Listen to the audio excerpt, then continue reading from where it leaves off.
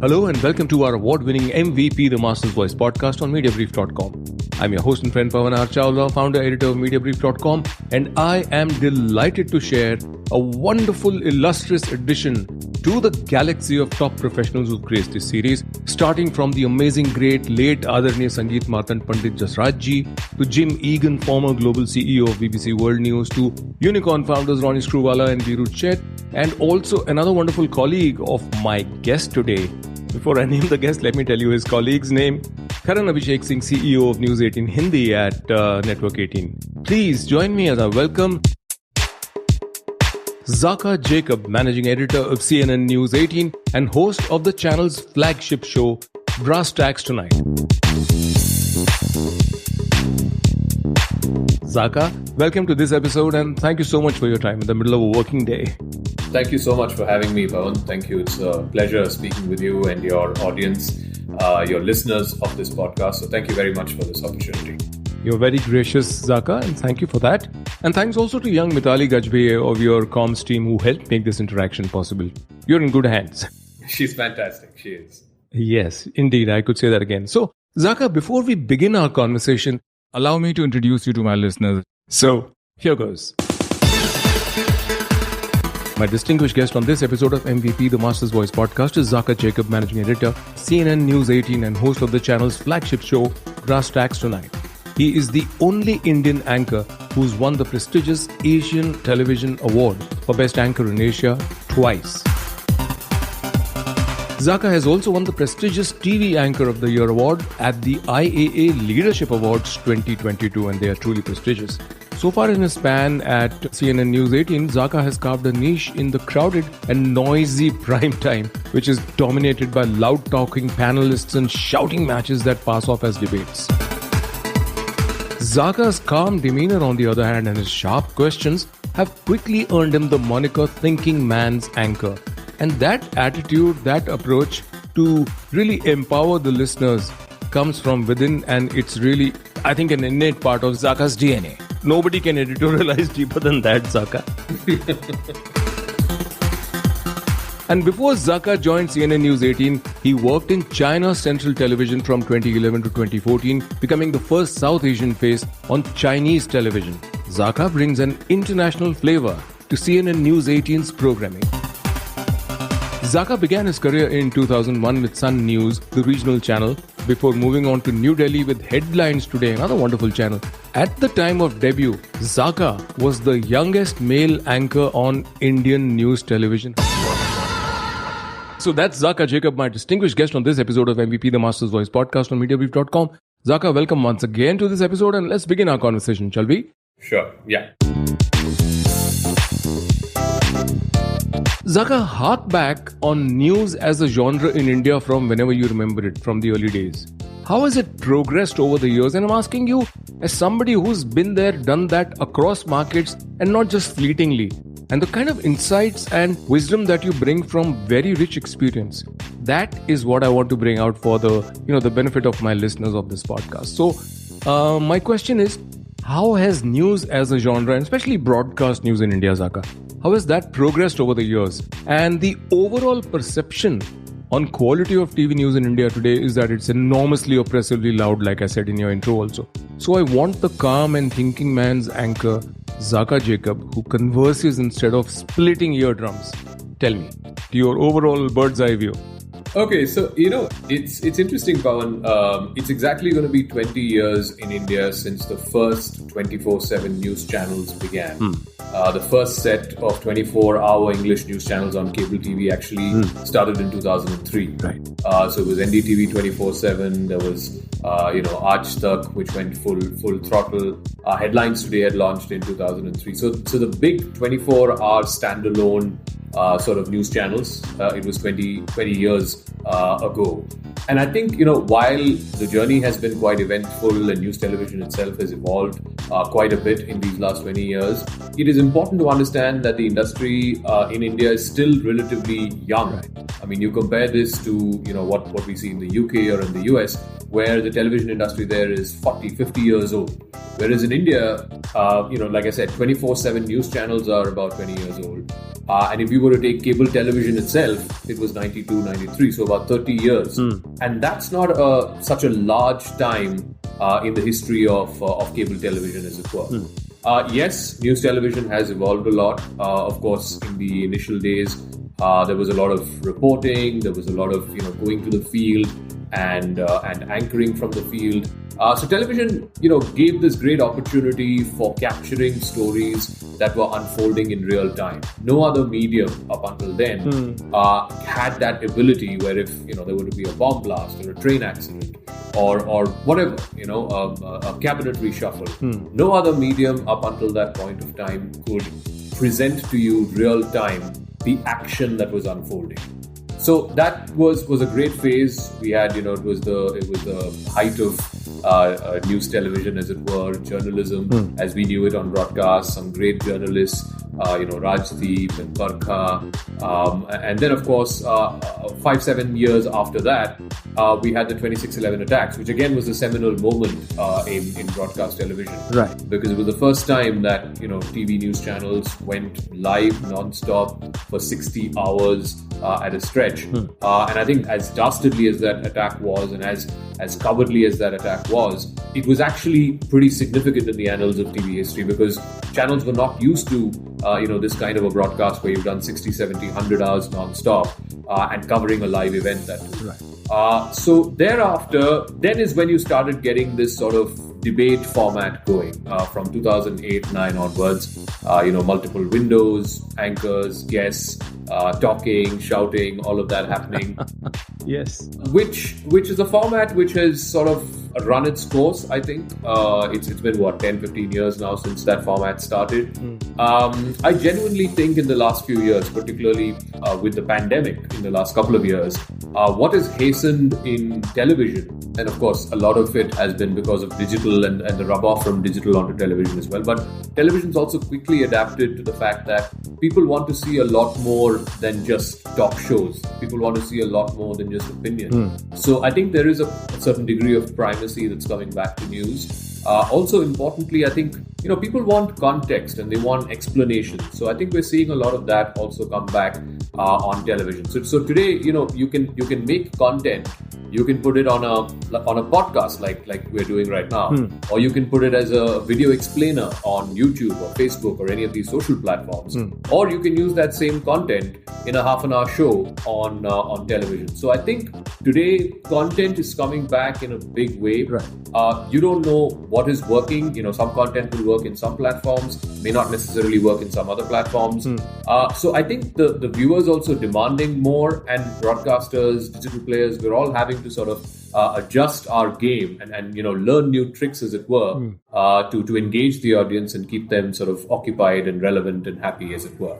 Excellent, Zakka. Thanks for the wonderful overview, not just television, but news in general also, and the manner in which it's kind of morphing across different formats depending upon attention spans and everything else that comes with those formats and for those target audiences. So really good. Yeah, it's if there's one word that you can use to describe the media and communications and marketing industries, if I may say that, or industry, it's content. Create great sticky content and then monetize it and then plow more money back into creating even better content. Which brings me to my next question. I see that CNN News 18 is far more circumspect and there is no shouting or nothing. But yes, when there is an opinion and a view, you do right, go ahead with it. And then there are explanations for those. It isn't as if you're just taking one side out of habit or something, but you are being fair in middle of the road. And honestly, that really is important. At the same time, people, I have this view, okay? You watching a cricket match, suppose you're a cricket fanatic, and hey, how the hell, why did Dhoni do this? Or why did Kohli do that? Or why did somebody else do that? We all become captains, we have our views, we may never have actually played that game at that level, right? Similarly, anything that breaks as news, people have views and opinions. So how difficult is it for you as a really, I think honestly the word sits really well on you, young veteran, okay, in the news space, How do you sometimes, are you forced or you find it difficult to distance yourself from getting emotionally involved with some news that's breaking? There are professorial people who will say you must be middle of the road, but sometimes you can't avoid that. So what is it? What is your fine kind of balance, and how do you navigate that space where your heart wants to push you ahead, but your mind says, or maybe, so tell me about that. I know it's a very abstract thing I've asked you, but I really want to know this because, everything else will come, but I want to know how Zakka's mind works because you have the calmness. Look, Pavan, I think we're all trained to be a little dispassionate about the news events that we cover and the news events that we report about. That's what we need to bring to the table, right? If we get involved in a particular news event, then it disturbs your objectivity. So we try and be as objective as possible. As far as CNN News 18 is concerned, like I said, we are one of the few channels that are still sort of, I don't want to call it middle of the road because middle of the road is a very abused phrase these days. But surely, every form of political opinion or every shade of political opinion is there on the channel, from left to right.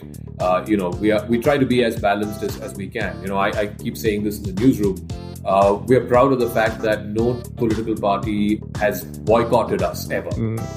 Every political party wants to talk to us, and there are very few news channels left in the country which can boast of that. So I think that is one of our USPs. We are fair, we are credible, we are middle of the road.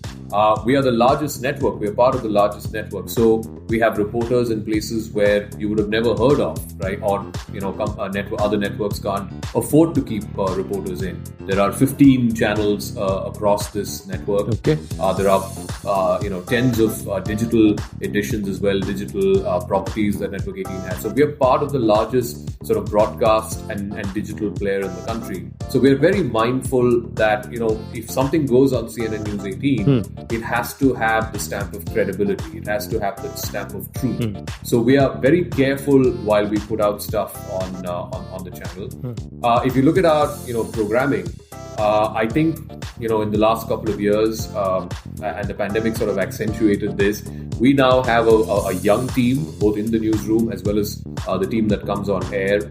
We have Anand, Maria, Shivani, and there's me. We're all youngsters, I would still say, even though some of us are in our late 30s, some of us are in our early 40s, but youngsters, by the yardstick of television news industry anywhere in the world. And I think the attempt that we have made over the last couple of years is, right, you can have your talk shows, you can have, opinion from 6 p.m. onwards. So 6 to 11, largely, you have these chat shows. But the rest of the 12 or 13 hours of programming, we are live from 7 a.m. every morning, sometimes even 6 a.m. Till 6 p.m. is largely driven by news. There's hardly any opinion in those 12 or 13 hours. So that's what we've tried to be as true to as possible, that you have 10, 12 hours of solid reporting, without any subjectivity, without any, biases, without any political, opinionation as it were. And then, of course, in the evening shows, in the primetime shows, you bring in the talking heads and you have the opinionated shows in the evening. So it's a bit like a newspaper. You have 20 pages of news and you'll have 2 or 3 pages of, the edit page and the commentary page and the opinion page and so on. So what we actually do, the commentary and the loud noise talking heads that people tend to get carried away by or define news television by, it's actually just 4 or 5 hours in a day. The remaining 12, 13 hours are actually dominated by news content. And I think that is something that we are very, very proud of, and that's something that we stick to day in and day out. And if you ask me, I know and I believe I understand news. I was part of it. I used to, report for Vinod Dua for Parak from Mumbai. So the bomb blast and all. So I do understand news.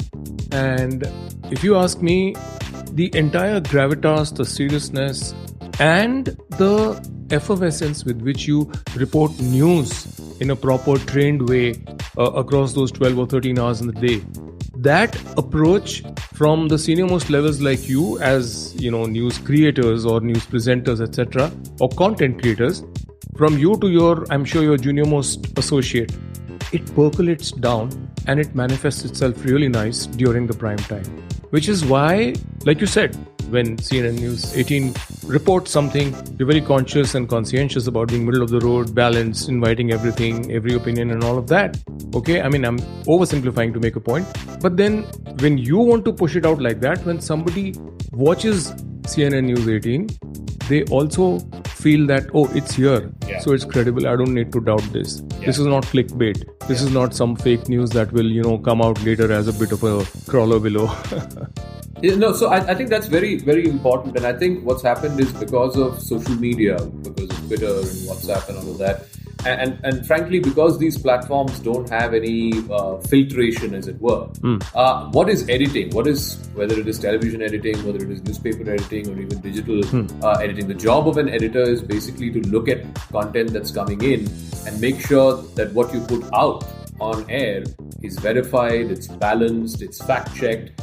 So I think that's where credibility of news organizations is coming into play, which is why social media is having a tough time figuring out how to fight against fake news. Sure, you're seeing the big technology companies trying to make improvisations to detect fake news before posts go viral or before messages start going viral on WhatsApp. They are trying to build in mechanisms to try and stop that.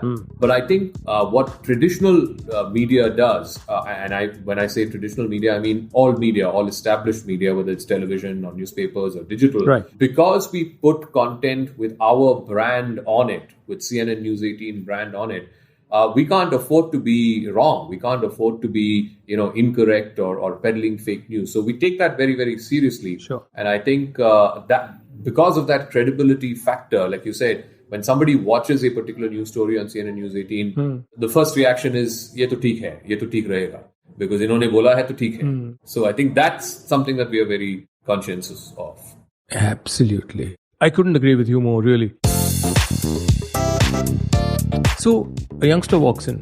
I mean, there are people who are also senior professionals, news professionals who will come and they know what they're supposed to do, and you've met them and you've approved that, this is somebody I would like to have in my team and strengthen the team rather than just embellish it.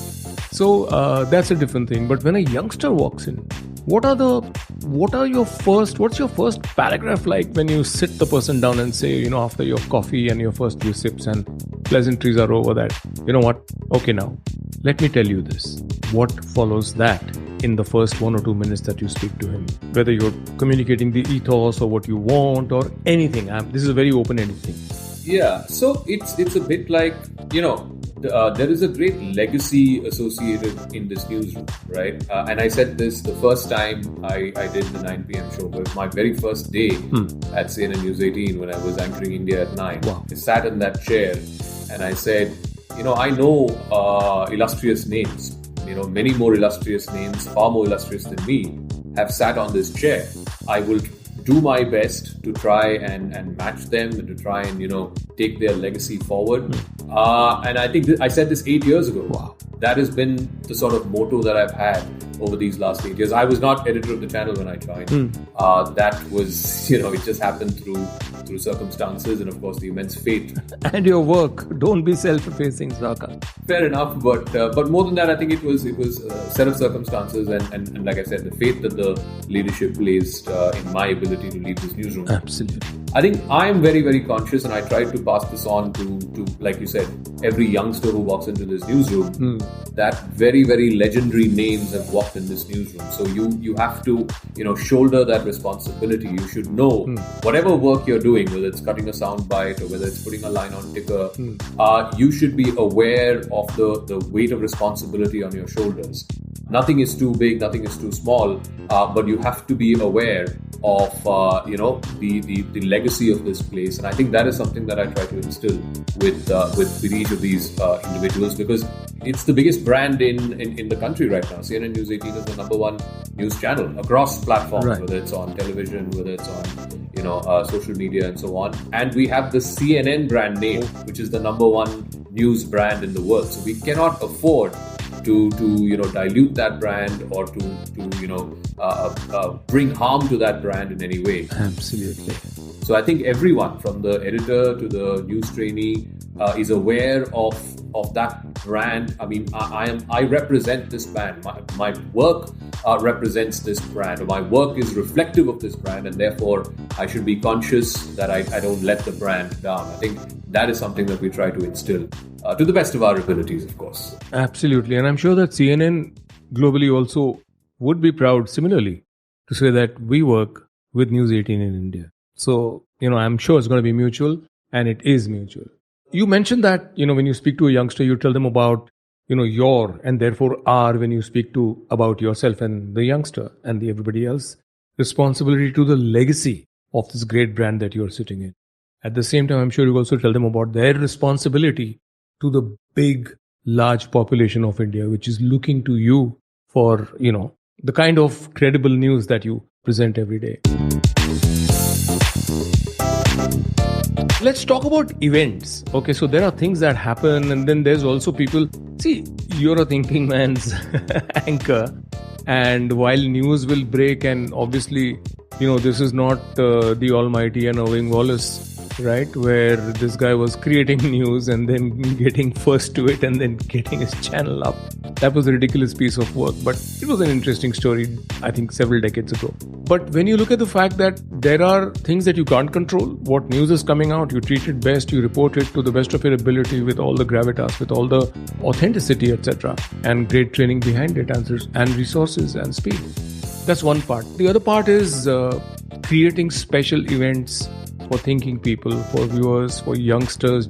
Even Gen Z really looks up now. They're all values driven. They are India driven. They unite when something is against the spirit and ethos of the country, and they celebrate with the best, and they also mourn with, in the worst of times together. And there is a lot of sensitivity that COVID has brought into the country. Yeah. So, the kind of events, the Indian of the Year, the kind of people that you brought in there, and Ranveer doing that amazing thing with you in the end, and then our wonderful javelin thrower, the great Olympic champ. It was a wonderful galaxy of top achievers, top people, elderly people who work behind the scenes, unsung heroes. It was really something that actually got me in my solar plexus. I was there. Oh, absolutely. So how does that help? It's a stupid rhetorical question, I think. But I want you to know what it does, not only for the audiences, but also for your teams that really work very hard to put such amazing, immaculate and spectacular events. And it's not just the content team. Of course, they are the heart and soul. Yeah. That's the meat and potatoes of what you put out. But then the marketing teams, the entire operations, the whole...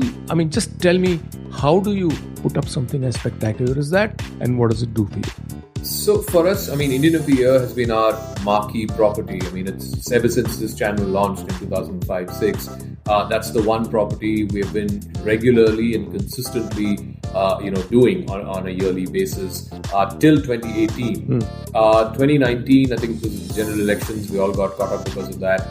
We were not able to host it. And then 2020, the pandemic happened. So for the last 4 years, actually, we hadn't hosted Indian of the Year until 2022. So for us, the 2022 edition was a really, really big thing because, like I said, this was CNN News 18's marquee flagship event. Everybody looked forward to this event. There have been some seminal moments in this event in the past.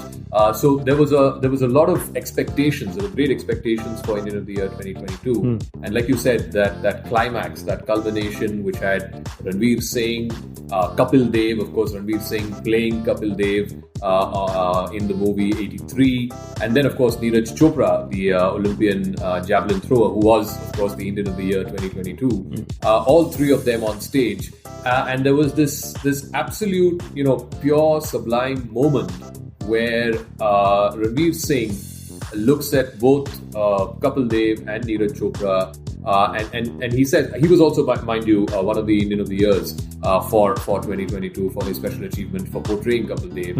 And he turned around and he said, look, what I did on screen, and he worked really hard, what I did on screen is minuscule compared to the achievements that you guys have done for India, the kind of glory and laurels that you have brought for India, whether it was Kapil Dev winning the World Cup for the first ever time by an Indian team, and of course Neeraj Chopra, first ever Olympic gold medal by an Indian athlete.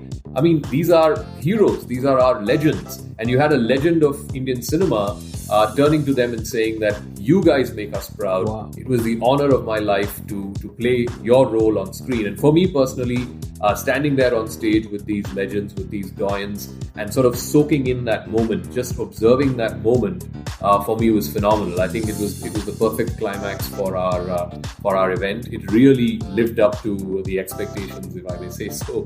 And we were all just very, very happy. Absolutely. I think it sort of set the ball rolling for us, and we realized, this is what we stand for. I mean, it's these moments that CNN News 18 stands for, because no one else can bring such moments to the audience. And I think we were extremely, extremely delighted and thrilled. There were other great moments over the course of that 3-hour event. Allu Arjun, who was awarded the Entertainer of the Year. Yes. We had Sania Mirza, who had retired after 20 years in tennis, recognizing what she has done for Indian tennis and also for young girls wanting to take up tennis. I think that was a phenomenal moment there as well. We had, as our change maker of the year, a bus conductor, would you believe it, Pavan? A bus conductor from Tamil Nadu, who has planted 3 lakh saplings over the last 30 years of his life. Yes. He is singularly responsible for 3 lakh trees across the state of Tamil Nadu. And he's a bus conductor,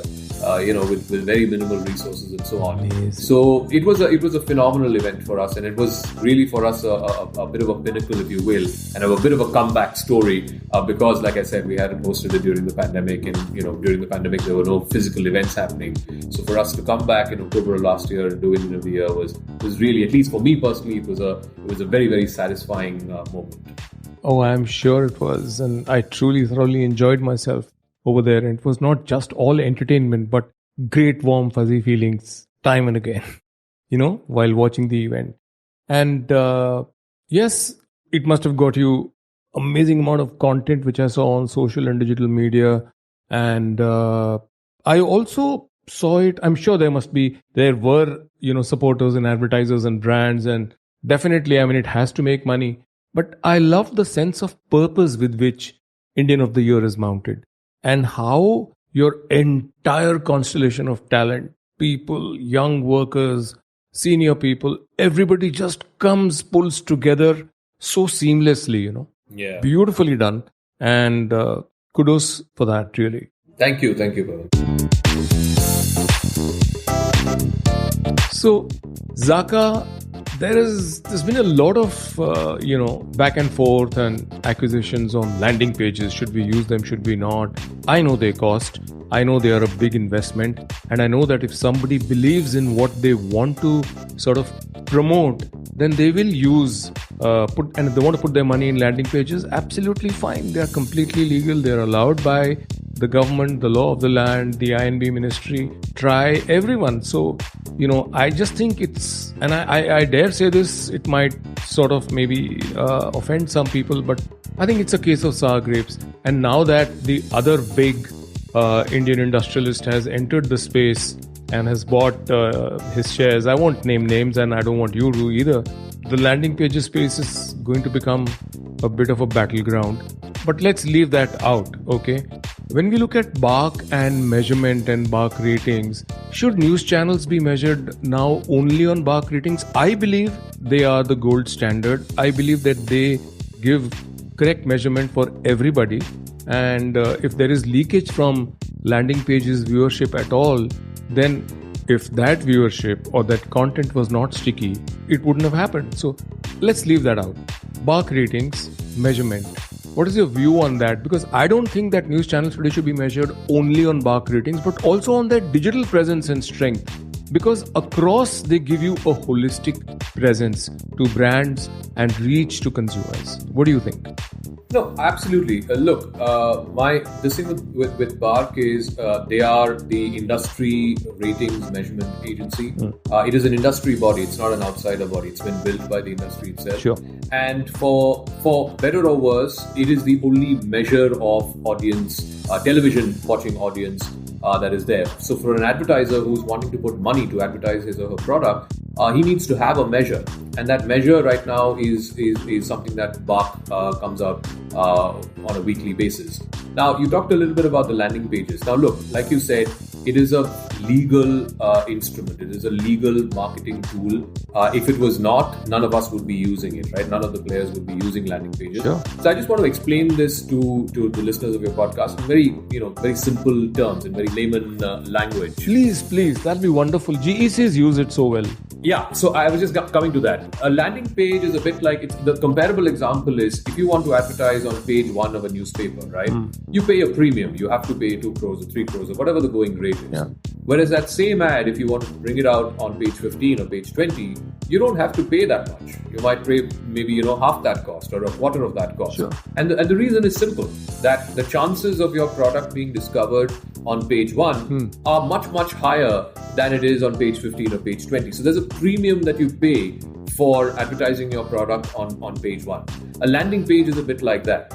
It gives you an advantage for the first 30 seconds or maybe a minute when the TV is switched on. But after that, it has to be on the strength of your content, right? It is the content that has to keep the viewer hooked on to you. Otherwise, he or she is going to flip the channel within a matter of a split second. Everybody has a remote in hand. So unless your content is compelling enough for the viewer and to hold the viewer's attention, there is only so much a landing page can do, right? It can give you a little bit of a head start because in the first minute or so, you're the channel that comes first. But after that, it is entirely up to the strength of the content. Secondly, like I said, all players are using it. News channels are a very minuscule minority who actually use it. Such a tiny market too. Yeah, the biggest usage of landing pages is actually by the general entertainment channels, the sports channels. All of them use it at much higher degrees than news channels do. Sure. So I think it's a legitimate marketing tactic, and as long as it is legal by industry in this country, all players will use it. Like I said, all channels are using it. So on that metric, I'm very, very proud to say that CNN News 18 for the last, I think, 38, 39 weeks, we have been number one, whether it is in the 15 plus demographic, whether it's in the 2 plus demographic, you take whatever cuts you want to take. Absolutely. We have been sort of head and shoulders number one as far as the television measurement is concerned. Right. Now, to the point that you asked me about, should there be other measures as well? Absolutely.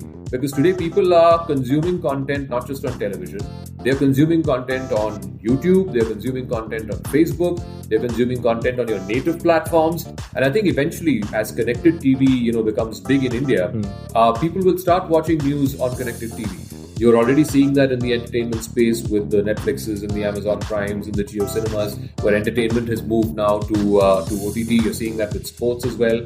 You will see that in the news space as well. And I think that's going to be the next big revolution in the news space in India, that people are going to start watching news on connected television. Even on digital measurements, right? On YouTube, for the last 4 months, CNN News 18's YouTube page has been the number one in the country. I mean, there was this month of September where the Queen passed away, where we had record-breaking views. We had 180 million views in the month of September. Wow. Just for that 1 month. When the US elections happened, the midterm elections happened in November, again, we had 100 million plus. When the FIFA World Cup happened, again, we had 100 million plus views on YouTube. So we are consistently clocking 100 million plus over the last 3 to 4 months. We've been number one on YouTube for the last 3 to 4 months. And now, over the last few weeks, we are number one on Facebook as well. So irrespective of the platform, whether it is television measurement, whether it is YouTube measurement, whether it is Facebook measurement, CNN News 18 as a brand is number one across platforms. Now I come back to this thing that some of the critics talk about landing pages. There are no landing pages on YouTube. There are no landing pages on Facebook. Yeah. So if we are number one, if the brand is number one across these platforms, then it has to be on the strength of content, right? It's not just about landing pages. So I think that sort of, to my mind, negates this whole criticism against the landing pages. That, I can understand if your content is number one only in one platform. But here, I'm the custodian of a brand that's number one across platforms. And I think that is something that I'm very, very proud of. I say this to my team on a weekly basis, that look, it's not just the credibility of the brand that is absolutely important. You should be mindful of every single thing that goes on air on this brand, but be proud of the fact that you are today watched by more people whether it's on television, whether it's on YouTube, whether it's on Facebook. And I think that is something that we should all be very, very proud of. I say this to my young team, and it is something that it resonates well with them. I mean, everybody wants to be part of a winning team, right? You want to be part of the number one team. And I think they're all very proud of that fact. You raised a lot of very pertinent points, and I am truly delighted to see and listen to your report card of the amazing all-round superiority of viewership and audience engagement. In fact, Comscore also is measuring social media engagement with the SMX and video metrics also with VMX. And of course, on websites, they've been number one. But yes, these two, social media and video viewership, are really, really important. And you're doing really well there too. So on linear as well as digital, you're right up ahead. So, after all that you told me about how brilliantly well you're doing on digital, I'm sure that 5G is going to come and empower news in India and other smaller cities really well. So how has the digital promotion and, what are the other forms of digital marketing that you're doing? How has all that contributed? Because you put out great news and then you make it a point to make sure it's there everywhere at the right times, post at the right times. But of course, it has to be timely. So you can't take something and hold it just because Facebook says 4 p.m. will get you the best eyeballs. You want to get out as fast as possible, of course, but after all your due diligence and, ensuring that all the checks and balances are in place and it's out. So what kind of digital promotion and marketing do you do for CNN News 18? No, I think absolutely for us, digital is the way to go. Like you said, the arrival of 5G, as when it gets to a conclusion, it's going to change the way content is consumed. A recent example that I can give, and this was quite surprising for all of us because we brought this broadcast to the world, was the Football World Cup, right? The FIFA World Cup. It was a broadcast on JioCinema. Right. 100 million people tuned in to watch Football World Cup. And football is not a big sport in India. I mean, other than maybe in Kerala and Goa and Bengal to some extent, it's not a mass sport like cricket is. But the numbers that Football World Cup got on JioCinema on our OTT platform is staggering. Which is why I said the more 5G comes up, Pavan, you're going to see a lot more news consumption. CNN News 18 will hopefully be, riding the leadership there. The way we are doing in linear television. But once 5G comes in, people are going to be watching real-time news as it happens on their mobile phones. You'll be watching your cricket matches on your mobile phones. You'll be watching everything live broadcast. Like I said, if there's a train accident, a bomb blast, or whatever it is, it's going to be real time. It's going to be 5G. You're going to see 4K cameras that are going to come up very soon for broadcast. So I think you're going to see a total revolution in the manner in which content is getting consumed. The speeds are going to be manifold higher. They're going to be 5 times, 10 times higher than the current speeds, the internet speeds that we have. So I think you're really going to see a transformational effect because of 5G that's coming up. As far as digital marketing is concerned, like I said, today much of our marketing budget is for promotionals on social media. We don't do as much, the old school hoardings and newspaper ads. We do that for specific products and specific times and so on. But, for example, the leadership promotionals that we have taken out, whether it's 30 weeks or 25 weeks that we've been number one, much of it has been on social media. It's been on Twitter or Facebook, Instagram, Snapchat. We've taken very few newspaper ads announcing it to the world because, social media marketing has become such an important facet for all media organizations. It's become a much cheaper way to get your message across. And it's also become a much far more wide-reaching and more engaging way to get your message across. So I think that is something that we are very, very conscious of. And going forward too, I mean, you've got a big year in 2023, you've got 9 state elections, and then you have the big 2024 general election. So we'll be doing a lot of, our promotionals and our marketing on social media in terms of, what coverage we've got built up for the next 15 to 18 months or so. Lovely. And since we spoke about digital, third-party cookies, they are on their way out. And how do you do your omni-channel kind of customer relationship management? There are 3 basic pipelines through which anyone wants to reach in touch with, or sort of anyone wants to get in touch with you, a viewer or whoever, or a consumer. Okay. A is the email, B I think is the telephone, and C of course is social media. And across, we need always, every marketer needs first party cookies. So how are you going to navigate that space when it comes Right now, the two big dadas, Google and Facebook, are sort of digging their heels in. But before long, by the end of 2024, maybe it's going to go out and it'll all be first-party cookies. So how are you going to navigate that, or how are you prepping yourselves to get to that space? So in terms of, viewer feedback, you were mentioning emails and telephones. We still have an active phone line where people can call and give their feedback real time. Sometimes on some topics, we even open up our phone lines. But, it seems like a tool from the past, really, when you have social media and Twitter and all of that. Yeah. So much of our feedback loop, our feedback mechanisms are through social media. I mean, because there it's real time. You drop a new show, you drop a new podcast, you drop a new episode of a video explainer. Instantly, you get feedback, whether it's on the YouTube chats, whether it's on your Twitter threads and timelines. I think that's become de facto our sort of primary way of communication, or at least feedback communication. And engaging also. Yeah, engagement as well. In terms of where we are with the whole Google and Facebook algos and their dominance and how they basically sort of control the content there, I think that's a larger conversation. Sure. All the big media players are having that conversation with the tech companies. And it's not just India. You've seen what's happened in Australia. You've seen what's happened in France. I think eventually you will get to that stage where, the content providers will have to be given more, both in terms of revenue as well as share. I don't see it sustainable that, somebody makes all the content and then somebody else takes away a bulk of the money that's made out of that content. So I think that disparity or that, disproportionality will have to change, like it did in France and like that unfairness. Yeah, it is unfair. Of course, it is unfair. So I think that will change. That will change sooner than later.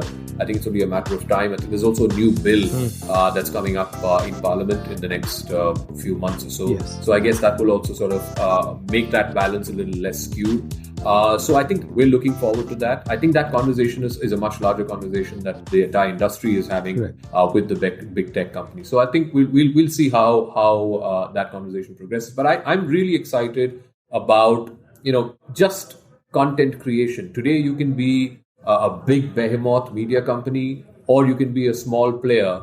If you have content that is differentiated, if you are able to bring some value which nobody else is providing, people will come. People will tune in. I mean, whether it's a YouTube channel, whether it is your Twitter, or whether it is Facebook, whatever it is. So I think the beauty of the times that we live in is that anyone who has a product of value, who has something of value to offer, I think will get lapped up. Wonderful. Well said.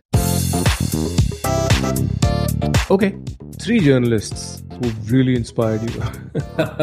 So, obviously, I mean, I grew up in the 1990s, right? So, this was the time that television was taking off in India.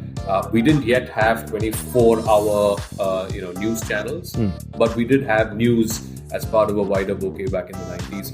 So, 3 people who I've always admired growing up, because they were the ones that I was watching while I was growing up as a teenager, will have to be Rajdeep Sardesai, Barkha Dutt, and Arnab Goswami. I think they, to me, represent that generation, a previous generation of television journalists. I do a lot of foreign-related journalism, as in like foreign reporting. I've covered the MEA beat for a long time. So I've watched a lot of BBC and CNN also growing up. I think the 2 people who stood out for me, Tim Sebastian, who used to be the host of Hard Talk on BBC for a long time. He was again somebody I watched growing up a lot. And on CNN, it has to be Wolf Blitzer. Wow. I think these would be the 4 or 5 people who, I wouldn't say role models or idols, but these were the people I liked to watch as a kid, as a teenager. And I wouldn't say I've tried to model myself on them, but because ultimately you have to be true to yourself. But I think these were people that I really enjoyed watching as a kid growing up in the 1990s. Yeah. Your role models will always manifest themselves or their personalities subconsciously, through you. And I'm really glad that you apparently and obviously have had some of the best role models. I just want to add one more thing, Pavan. While these are people I watched and grew up watching and have shaped the way I've turned out as a journalist, the people who actually really influence your life on a direct personal level are oftentimes the guys who don't come on camera. So I've been lucky to work with editors who have not come on camera and have yet, shaped your life in ways that are very, very profound. And I just want to take two names, if you permit me. Please. One was my first editor in Sun News, where I started off in Chennai, A.S. Paneer Selvan. He was a doyen of journalism in the South. Oh, yes. He was with Outlook, with The Hindu, and then was editor of Sun News at the time that I joined. So he had a big role in sort of shaping my instincts as a journalist. And here in CNN News 18, when I joined in 2014, Radhakrishnan Nair, who was our managing editor at that time, he was, again, a gem of a person, an absolutely brilliant man. He's had a great influence and a profound impact on my time here at CNN News 18. He unfortunately passed away in 2018. Right. But he's had a profound influence on my learnings in my career, yeah. Wonderful, wonderful. I'm so glad that you remembered to mention others also, and such wonderful, illustrious people who've really shaped you, helped you imbibe the best and, make it better.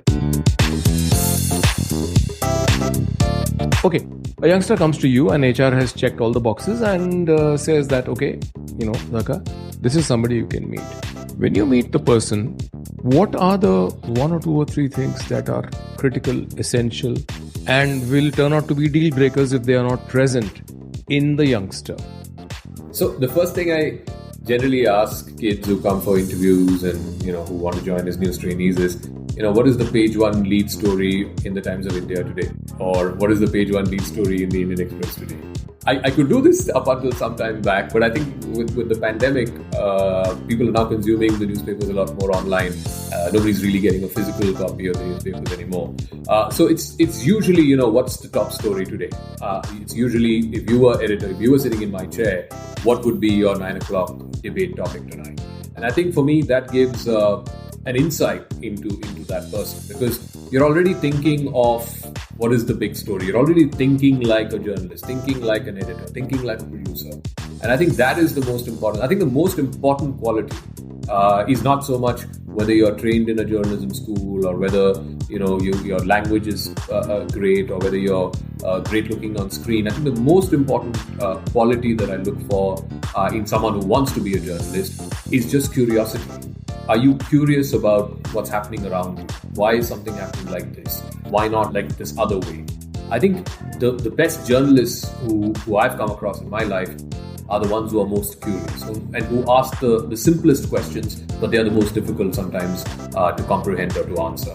So I think that's the one trait that you look for in a youngster. Are you curious about what's happening around you? Do you have that curiosity instinct? Of course, these days it has become a must that you need to have a journalism degree and it needs to be from a reputed institute. Yeah. But I can give you, quite a few examples from our newsroom of kids who have not come from, great J schools or frankly, who have not come from J schools at all, but who've made themselves wonderful journalists. I think it's that inherent curiosity which is the most important. Wonderful. Is there anything else I should ask you, Zakka, you wish that I had asked you, which you'd like to share with my listeners?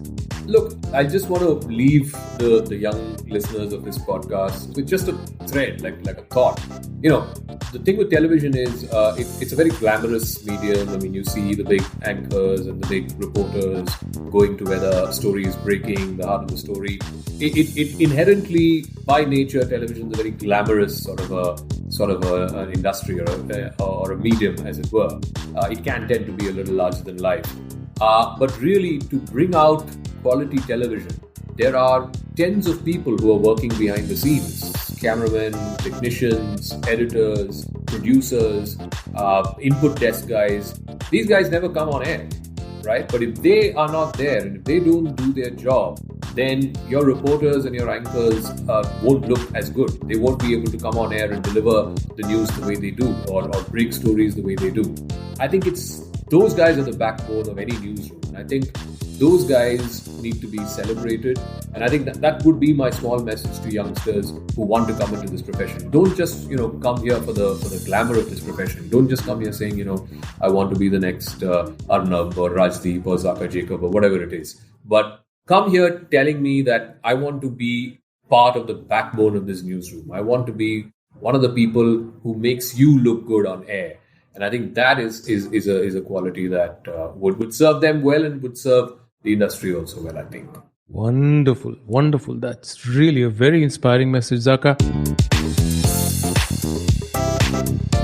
Zakka, I have loved this conversation with you. Thanks so very much for your time. You've been extremely forthcoming with your insights and, like I said, your time. So, what did you think of our chat so far today, Zakka?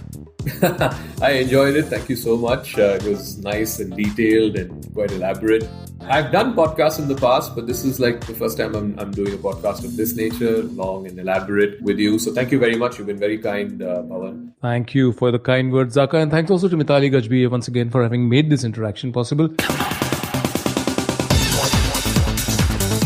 Zakka Jacob, managing editor of CNN News 18 and host of the channel's flagship show, Brass Tacks Tonight, was my distinguished guest on this episode of the award-winning MVP, the Master's Voice podcast from Mediabrief.com. I hope you enjoyed this conversation and found Zakka's wonderful insights as helpful and inspiring as I certainly did. Till we meet again in the next episode of MVP, the Master's Voice podcast on Mediabrief.com. This is your host and friend Pavan Chawla, founder, editor of Mediabrief.com, saying, take care, stay safe, stay informed. Bye-bye.